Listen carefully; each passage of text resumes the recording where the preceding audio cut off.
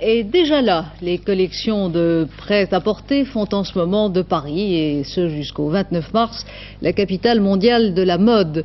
Tous les acheteurs étrangers sont là pour découvrir ce que les créateurs ont inventé pour l'hiver prochain. France Roche et Dan Loustalot nous en révèlent l'allure. Vous vous demandiez ce qui se trouvait sous le chapeau de tôle surmontant le Louvre, et bien voilà. À l'intérieur se trouvent les chantiers du futur musée de la mode.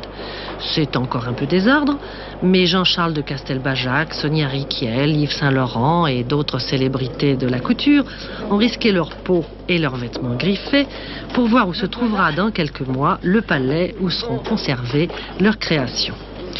Là-dessous, un immense escalier hélicoïdal permettra de rêver devant la robe du soir d'une présidente ou la combinaison cape d'une ex-reine. Avant que la mode n'ait sa maison, on pique-nique en forme de marathon, non loin de là, au jardin des Tuileries, en présence de spécialistes du vêtement, harnachés en costume de nonne, de poupées de foire, de cartomanciennes ou de veuves. Le prêt-à-porter de la mode d'hiver 84-85 défile. Sachez donc qu'il faudra absolument s'habiller 3 fois trop large, fini les complexes quand on prendra 1 kilo, tout flottera, volettera, cachera, du moins si on en croit la styliste japonaise de Comme des garçons.